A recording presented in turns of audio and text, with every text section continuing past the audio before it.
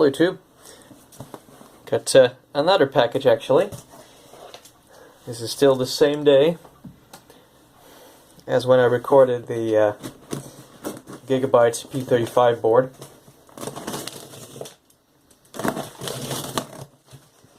That board is currently still in preparation. I just finished up unclogging it from dust and all that good stuff. But this is in fact a little Christmas present for my girlfriend. So, very generous of her. And yeah, there's a couple of things in here already.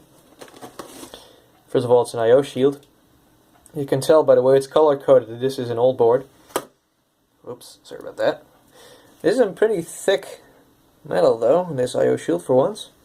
Then we've got a PCR card right here. This is a high point card with SATA on it. That's pretty cool. It's got a little SATA card.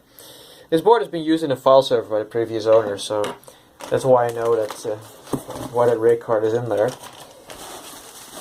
Just plastic in the box now. And this is the motherboard with cooler and RAM as well. I'm really getting a shit ton of stuff these days. This one is just for myself though. This is not for resale or anything. My girlfriend spotted this online and she immediately jumped on it and said that I could have it, so that was pretty cool of her. Here it is. It's actually passively cooled. Wow. Take a look at that. It's a pretty tiny board though. It's only micro ATX. There's a VIA chipset on it. So yeah, I'm actually going to sit down in a little bit here so I can talk from behind the camera for once. This is a Gigabyte GA-6VEML motherboard, revision 1.0. And yeah, it's a pretty old board. This was made for Pentium III copper mine and Tualatin CPUs. And that's what's on there, a Tualatin CPU. It's a Pentium III S 1.266 GHz. Gigahertz! Oh my god! My voice just totally died there.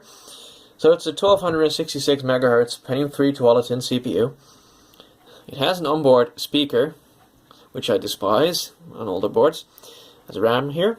These are two 512 megabyte sticks of SD RAM, so there's a gig of RAM on this board. This RAM by itself is already worth a fortune on a second-hand market. Got an ISA slot here that's apparently shared. It's sharing resources with this PCI slot, so you can either use this one or this one. That's what I've been told. And an AMR slot here. Don't know what this header is for. It looks like a FireWire header, so that could very well be it. It's pretty heavy actually, that cooler, man. But yeah, there's no AGP on this, which is kind of a shame, because I would have used this one as my vintage gaming rig instead, because yeah, I've had some issues with the with that Jetway board, where Windows 9 X does not really want to be stable anymore. Don't know what the problem is there, but it won't take Tualatin CPUs. That one is copper mine and cat mine only, so yeah, and copper mine T as well, but that's what's in there now. In terms of rear I/O, this is what we've got. PS2, of course, 100 megabit Ethernet and 2 USB 1.1 ports, parallel, serial, VGA, game port or MIDI port, regular stereo jacks, and that is pretty much it. In terms of IDE, we've got 2 IDE ports, of course, and a floppy drive connector, 20-pin ATX power. This is a 3-pin fan header. There are 2 3-pin headers on the board, one for the CPU, one for an auxiliary fan. And other than that, there's not really a whole lot to show there. Let's see, it has Phoenix BIOS on it. I'm just trying to check if I can see a date. 1998, well that's not accurate. So, but yeah, it has a Realtek 8100L chipset on there for the Ethernet, so that's pretty cool. And it has a USB header, so I can actually use my USB thing that I have somewhere right here. There's two USB ports on it, so